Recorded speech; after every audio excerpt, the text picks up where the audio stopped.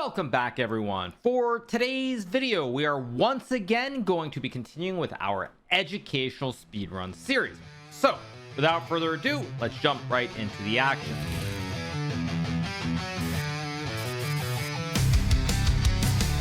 Zooming through the game with a bomb cloud start, trashing all your prep like it's modern art. Knight on the rim, he'll still find the win. Chat's going wild, bro thinks he's Hikaru again. Oh hey hey, he's smurfing play by play, beats you blindfolded, still sipping latte. Queens are flying, egos meet defeat, just another speed run on Hikaru Street. So here we go, first game of the day, a 10-minute rapid game, and we are playing with the black pieces. So we get the move pawn to e4. Now, many first moves that I can play. Today I'm in the mood to start with c6, and this of course is what is known as the classic Caro Kann defense. The great thing about e4 c6 is that you get 1-2 moves immediately without having to think before you have to start making decisions. So we get the move pawn to e5. Now, in a lot of the Caro Kann variations, let's say white were to play d4, d5, e5. Generally, when white pushes his pawn forward, you always look to develop this bishop before pushing the pawn. I could go e6, but then the bishop is hemmed in by these pawns. So I'd like to get the bishop outside first. So I'm going to go here, spy the pawn, and then I want to play e6, and both of the bishops will be very active. We get d4. I'm going to play e6. Now you see the bishop can always spy this diagonal, but I now have this bishop being free to move as well. Now my opponent plays the move bishop to d3 here, trying to trade off this very nice bishop on f5. And in this situation, I'm going to trade the bishops. And because I've created this chain of 3 pawns here, after my opponent takes the bishop, I'm going to play the move c5 to activate this knight to c6, where it's going to pressure both of these central pawns. I actually will pre-move it just in case. Like right here, I could put the knight on d7, but the pawn on e5 is very well guarded by the pawn on d4 as well as the knight. So I'm going to go c5 here, try to put the knight on c6 where it will target both the pawns on d4 and e5. My opponent takes. I will just take back here. There is a queen b5 check to hit the king and the bishop, but after queen b5 I can simply play the move knight to d7 guarding the bishop. White would have the option to take a pawn, but let's see if that actually happens before we get too deep into the weeds. So we do get queen b5 checking the king and attacking the bishop, and now I'm going to play the move knight to d7 guarding the bishop on c5 here. White could take this pawn on b7. If white does take, the queen is a little bit off sides here. I'm still going to look to complete my development very quickly on the king side, and then I'll try to go after this queen on b7. So let's move the knight, finish the general development by castling, and then we'll look to try and attack this queen as quickly as possible.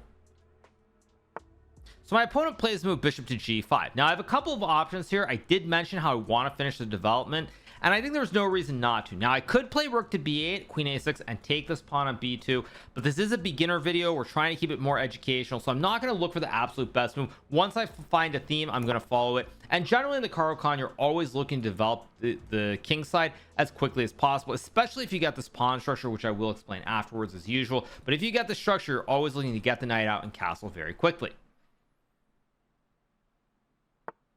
So now my opponent chooses to play the move knight c3. Now it's an interesting choice here versus trying to simply castle the king to finish the development to the king side. But now that I've completed my development, there's no reason not to play rook b8 attacking the queen.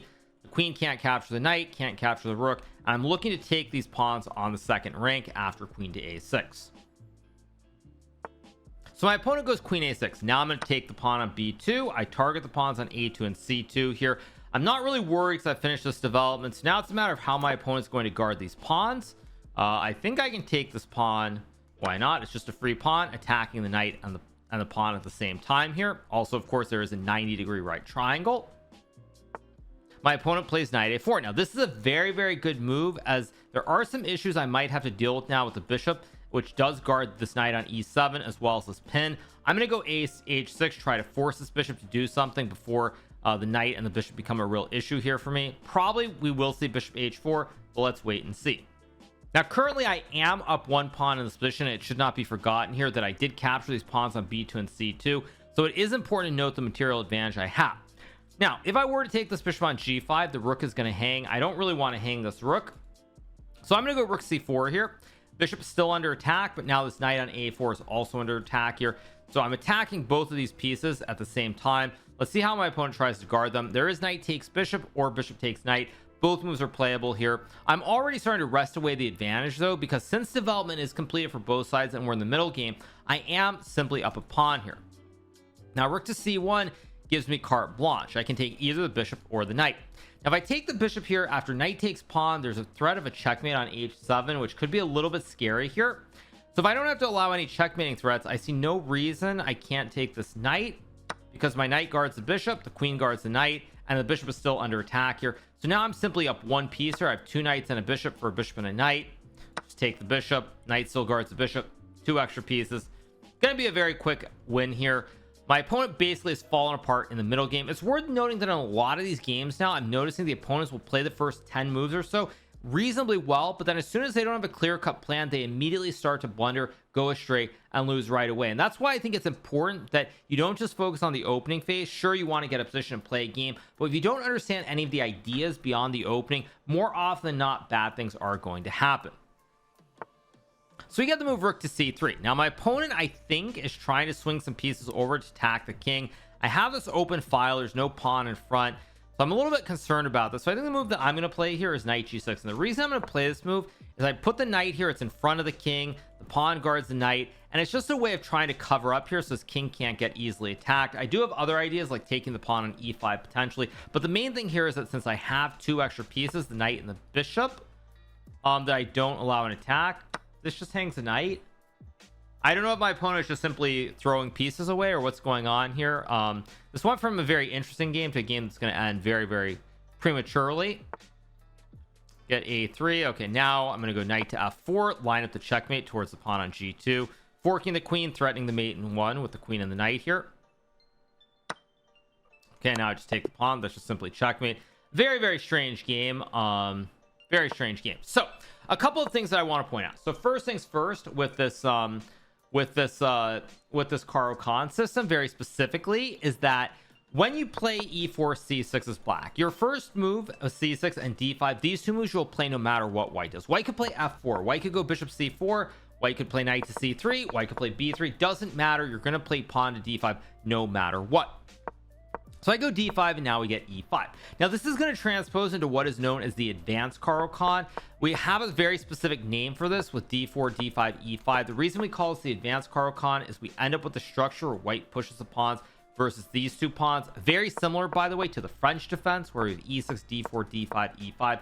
And this is what is known as the advanced French. So when you get this structure, it's the advanced French. When you get this structure, this is what is known as the advanced Caro Kann. Same thing, except the pawns on e6 or e7 or c7, c6. But when white pushes these pawns, this is what's known as the advanced variation. Now in the game, we got knight f3 and then e5, but it doesn't really change a whole lot from if white were to play d4, d5, e5, because here again, you go bishop f5 with the idea of e6, exactly like what I played in the game. Now, regardless of the specific move order here, it's very important to note that you want to bring the bishop out versus the advanced variation. There are many variations where you don't play bishop to f5, but when you get the advance, you're always looking to bring this bishop out to spy the diagonal and then play e6. If you go e6 right away, nothing wrong with this after d4, because you can still play a move like c5. But the big issue here is the light square bishop is simply walled in by the pawns. The bishop has no scope on this diagonal. You could play b6 and put the bishop on b7 or a6 down the road, but it's simply not as effective. So I play bishop f5, d4, e6. Now, of course, this diagonal is open for the dark square bishop, but the bishop on f5 spies the pawn and the knight. So we get bishop d3, I trade, and now I play c5. Very important to note that in the advanced Caro Kann, if you reach a situation where white tries to trade the bishops on this diagonal, you're almost always, with the structure now, going to play for c5 to play it like a French. Now, in the French, very specifically e6, d4, d5, e5, c5, c3, it's very similar, but one of the drawbacks to the advanced French, very specifically, is that you have what is known as the bad light square bishop. You'll notice the bishop is hemmed in here. It's not very active. But the pawn structure is generally considered very sound for black. So if there were a way to reach a structure but without this light square bishop on the board, it would be considered completely fine. So now as we fast forward to the game, now I go c5 and it's like a French, advanced French, but there's no light square bishop on the board. So now I don't have to worry about this bad bishop, and I have very easy development with the knight and the bishop, or the knights and the bishop. So we got pawn takes pawn. I take here, we get queen b5. I have to block. If I were to go knight c6, there's takes and I lose the bishop. Additionally, you might be wondering, why do I want to go c5 and knight c6? The reason is that after knight d7, say castle c5 and c3, the knight here isn't really creating any pressure. The pawn chain simply is very fundamentally sound. I can't attack this pawn on e5, and the knight doesn't have c5. I guess you could go to b6, but this knight is just a very, very bad piece when you look at the pawn structure. So when I play this move c5 here, let's say white goes c3 and I go knight c6. Now the knight puts pressure on both the pawn on e5 as well as the pawn on d4. So say we get castles, something like knight e7, h3, queen b6, knight c3, knight f5. The knights and the queen combine here to put massive pressure on the center of the board in this position, and it's actually completely fine for black. So that's the fundamental reason that I went for the c5, because you want to put the knight on c6 where it's on a much better square. My opponent took, I took, we got check here. I have to block with the knight, so the knight now guards the bishop, and now we get takes, and I played knight e7. We get the move bishop g5 here. Probably my opponent should have castled and simply retreated the queen, trying to argue that with the extra pawn white could be better, but actually white's not much better here, because after the move knight to g6, I pressure the pawn on e5, and after rook to e1 guarding the pawn, I can simply play a move like rook b8, queen to d3, and after f6 takes and queen f6. Immediately there's a ton of pressure towards this pawn on f2 here. There's also a ton of pressure towards the pawn on b2 and this diagonal. So with the pressure towards both of these points on b2 and f2, actually shockingly computer thinks that white is already lost. Main reason is that after a move like let's say rook to f1, I can go knight to e5, knight takes knight, and after knight takes knight, queen to e2, something like rook b4 here. All the pieces are coming in. White has 1, 2, 3, 4, 5 pieces on the back rank. I'm pressuring the pawns on f2 and b2 here. I have knight g4 as well, and this is just a complete disaster. So we get the move bishop g5. Now I castle. I could have, of course, played rook to b8, queen a6, and rook b2, followed by castles. This would have been fine as well, but I just decided to castle the king to finish my development. We get knight c3 here. This is a mistake. Again, white should probably play something like queen b3, but after rook b8, you actually can't go to c3 because of the pin. And actually, I should say probably queen a6 is better, but even here, after rook b8, b3, and queen c7, say castles and knight g6, the pawn on e5 is very weak here. You have a great bishop on the diagonal, and black is definitely for choice. So we got the move knight c3. I played rook b8. I took, takes, knight a4, h6, queen d3. If my opponent had played bishop h4, I was going to play the move g5 here to break the pin. And after bishop g3, knight to f5. At this point, I'm going to trade the knight for the bishop. Say queen d3, rook c4, for example. I have an extra pawn in the center. I'm able to trade off a lot of pieces, and this should be a pretty straightforward conversion. So we got the move queen d3. I played rook c4, attacking the knight, attacking the bishop. We got rook c1. This is just a blunder here. Probably my opponent should have traded here and played something like knight c3, but even here, after queen c7, I attack the pawn and I attack the knight, and after knight b5, let's just say queen c5, for example, the knight's under pressure, the pawn on e5 is weak. Say we get a4. After a move like rook c8 here with the triple stack on the open a file, this is simply a position which I should win every time. So we get rook c1. Now I take the knight. 1 second, you guys, I'm going to sneeze. My apologies, everybody. I just took a big sneeze. I win the knight, and now my opponent decides to just basically give up a ton of pieces here, and everything collapses very, very quickly, and I just get the checkmate. So it ends very quickly, and let's move on to the next game. So here we go. Next game, 10-minute rapid. Off we go. Now we have the black pieces. Once again, I'm going to play the Caro Kann, similar to the previous game. We play our first 2 moves without second thought. And we get e5 once again. Now, much like the previous game, I'm going to go bishop to f5, get these 2 b's out very, very quickly with the diagonals. I'm going to laugh if we get bishop d3, but we don't. Okay, so my opponent plays knight f3. Now, again, same theme. I'm going to play c5 here with the idea of knight c6 to pressure these pawns on d4 and e5.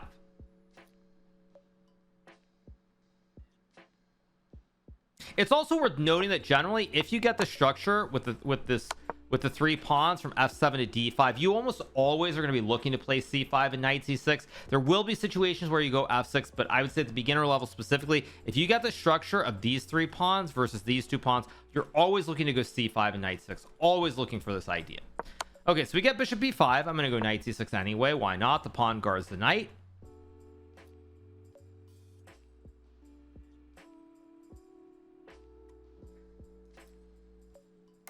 And now we get the move castles.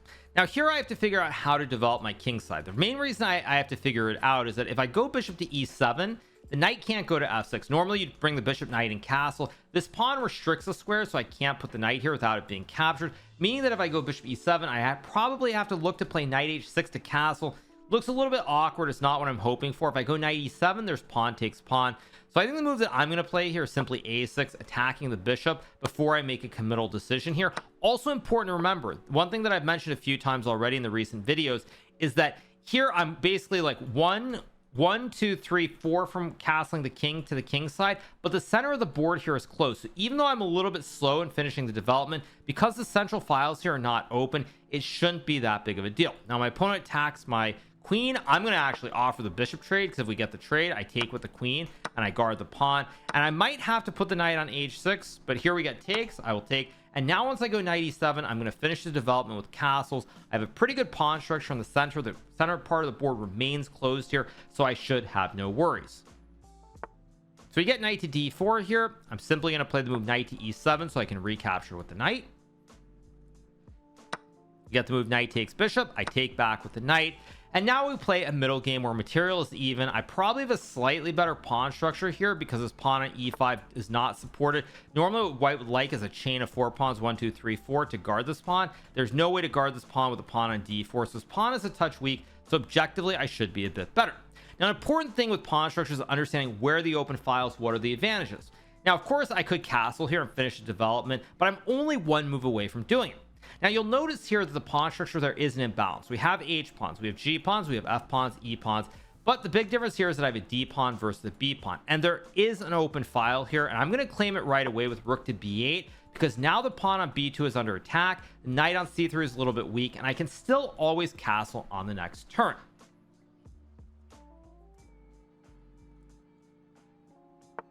So we get the move knight to A4. Now it'd be very easy to think free pawn, just grab it.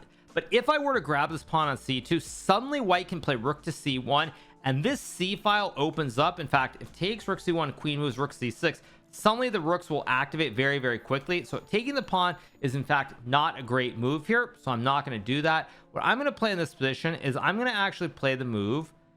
What am I going to play? Knight a4 might actually be a really good move. I think I'm going to play a simple move here. I'm going to play the move queen to a5 to spy the knight on a4.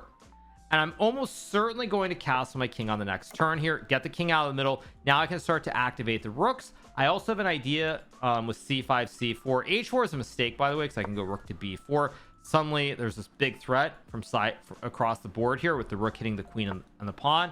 We get queen g5, and now I'm simply going to gobble the pawn on h4. Now, if I were playing against a human, a top player, I'd probably play the move h6, attacking the queen first.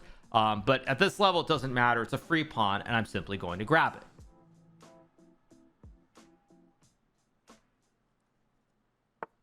So now we get the move g4. A very good move from my opponent. He attacks the knight and the rook at the same time. If I move the knight, I lose the rook. If I don't move the knight, white takes the knight. However, I have a nice little idea here, which I can play h6. You'll notice the pawn guards the knight. I'm attacking the queen. Queen can't take anything. Queen's got to go away, and once the queen goes away, the rook is no longer going to be under attack. We get queen f4. So now I could move the knight. Honestly, the knight is pinned here. White can't take, so you take the queen. But the move that I'm going to play here is another nasty move. I'm going to go h5 here, trying to undermine this pawn on g4.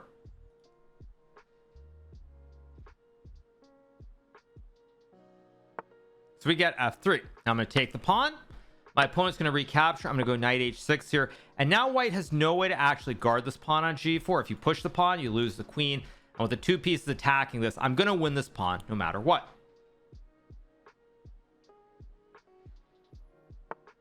So now we get the move queen g5. That's just a blunder. I can simply take here. The knight guards the rook. The rook checks the king and attacks the queen.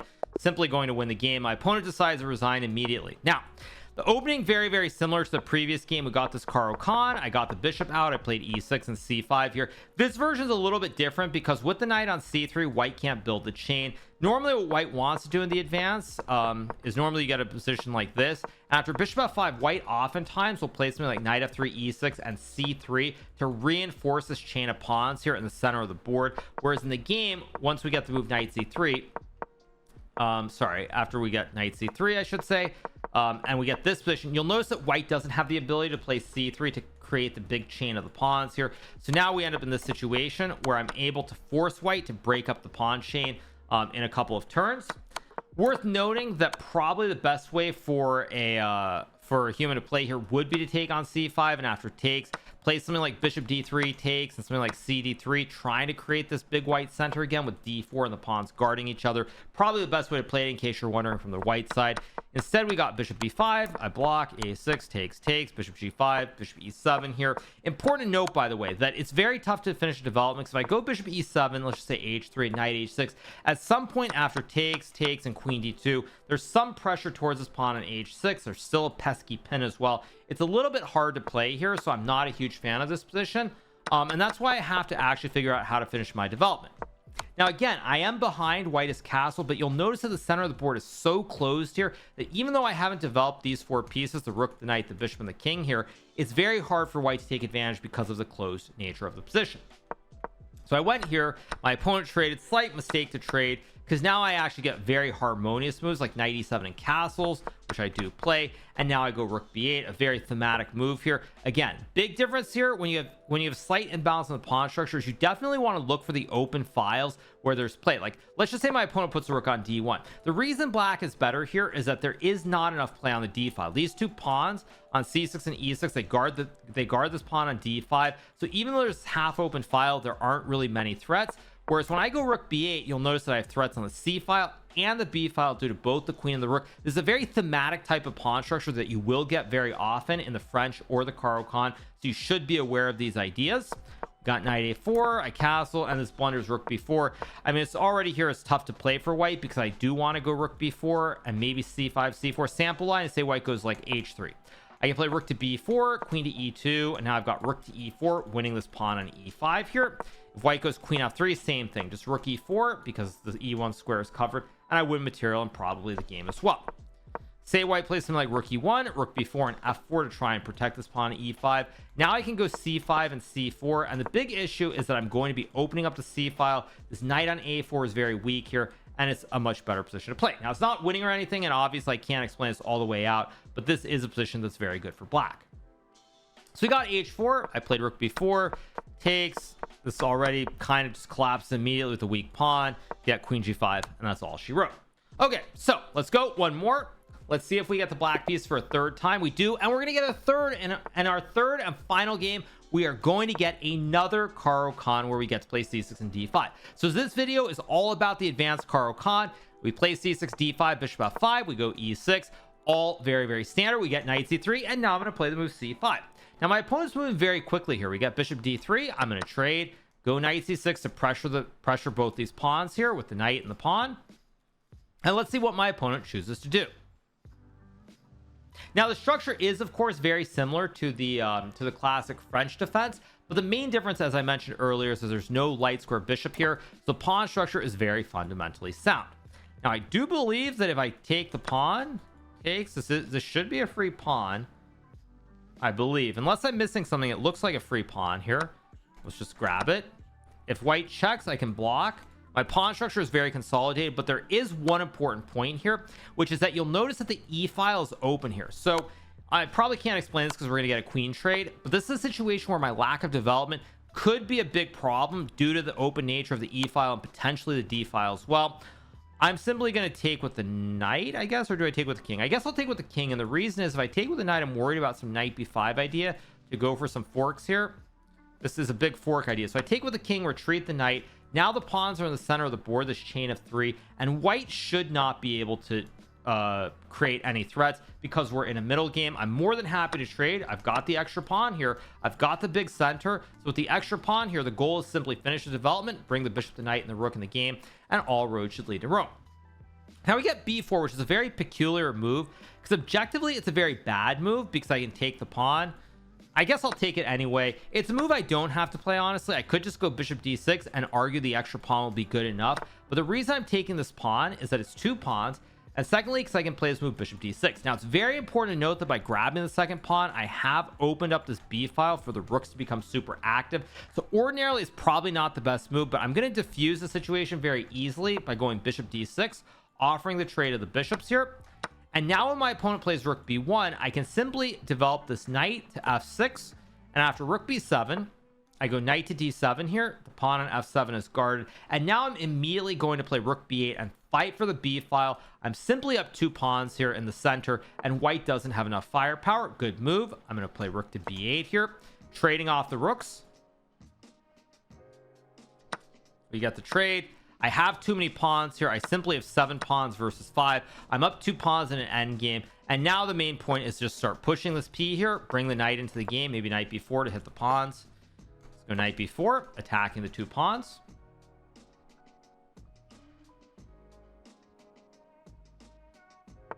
Get to move a3. I take. Now the pawn at a3 is going to hang. I've got 4 extra pawns here. Let's just go knight to b5 so I can play c4 and create the connect 4. Here's the connect 4. We'll trade. Obviously I'll trade. This is a king and pawn end game with only these 3 pawns on the board. I'm just gonna lock up this whole side of the board very quickly. Let's lock it up. If g4, I always take the pawn. g4 takes, f5 takes. Now there's no play. My opponent's pawns can't go up the board, and now I'm free to just start pushing the pawns down, and the rest should be very straightforward. Let's go here, push the pawns, make a queen, and now I go queen a1 checkmate, ending the game very, very fast. Now, as we look at this game, this one ended really, really quickly, which is a little bit disappointing, but we got another advanced Caro Kann where I played c5, takes, and knight c6 here, and this is really the dream because I pressure both the pawns in the center. Now we got to move castles. I took, takes, knight e5, and the point I was making here before my opponent rushed queen b5 is that if white plays a move like queen g3, I actually have to be a little bit careful here because this e file is open. More specifically, let's say we got a position like this and I were to say move my queen to b6 as a sample line, white can go knight takes e6 and knight takes d5, and very quickly there are a ton of attacking ideas and I lose the game. You'll notice here that because of the open e file and the fact that there are threats towards d5, the lack of development could be a big issue. Whereas when we look at a position like just the previous game where my opponent played something like this, for example, the lack of development is not an issue here because of how close the center is. There are pawns on the e file, the pawns on the d file. There's no way to break through, so the lack of development shouldn't cost me. But in this game, as we look at the position, after I get greedy and grab this pawn here, if my opponent plays queen g3, knight c6, and knight b5 here, I have to play a move like rook c8 because otherwise white will go knight c7, forking the king and the rook. I go here, and after bishop to f4, apparently after knight f6, black is better because after knight c7, you go here. But even the sacrifice here can get very scary because suddenly the king is in the open. The files, the e and the d file, are likely both opening up here. Apparently after knight e7 takes, queen b3, king e8, rook e1, and rook c5, black is still better. But even though black is an extra piece, the files are completely open here, and there is a serious potential of a major counterattack where I'm going to get blown off the board. So that's why even though I'm up the pawn here in a position like queen g3, it's not straightforward due to the open nature of the files here, because now my lack of development can seriously affect me. If the e file were closed, say white has a pawn, I don't know, let's pawn on h2 could somehow be on e3, for example, it would be fine. But the open e file combined with the threats towards the pawn on d5 could be fatal in this situation. So white actually is not much worse after I grab the pawn if queen g3 were to be played. But we get to move queen b5, and now after queen d7, I guard the pawn from being captured. We get the trade. Whoops, I didn't mean to go forward like that. We get the trade, and after king takes d7 here, now there's no real threat because even if we get a position like this, there's never going to be a big sacrifice because with no queens on the board here, we're simply in an endgame, and the sacrifice will drop material immediately. So we get the trade, bishop f4, knight c6, takes, and now I simply have this nice pawn structure in front of this king here. So even if white goes rook d1, I'm not worried because all these pawns protect each other, and now I'm just going to develop the knight and bring the rook into the game. We get the move b4. Now bishop takes b4 technically is the correct move, but probably I should have played bishop d6 for those of you guys who are watching, because after the trade here in this position, black is still up 1 pawn, and I can move the knight, bring the rook into the game. Whereas when I take this pawn on b4 and knight a4 is played, I actually have to be extremely careful, because say I were to play a move like knight f6, all of a sudden after rook to b1, the bishop is under pressure. Maybe I'm still better after bishop d6 because rook b7, I have king c8, and both the bishop and the rook are under attack. But frankly, if I don't play bishop d6 here, I'm gonna lose the game. I go bishop e7, there's check, king e8, and rook b1. Maybe computer still says black is better after knight d7, but after rook c7 with the idea of rook b7, the weak pawn on c6, it's gonna be very tough to be precise. So probably in retrospect, I should have simply played the move bishop to d6, but I we got knight a4, and now I played the very important move bishop d6, offering the trade of the bishops before white gets to play rook b1 and rook b7. We got the trade. If my opponent had played bishop e3 for inquisitive minds, after knight f6, rook to b1 here, I can simply play rook to b8, stopping the rook b7 idea. And after white trades the rooks, many ways to play, but simplest is a take. And after bishop a7, to go rook b4, attacking the knight. Knight's got to go somewhere. If c5, I can simply trade and go rook c4, which will then win the pawn on c2. And after a4, c5, I start pushing these pawns in the middle of the board straight up, and I should win.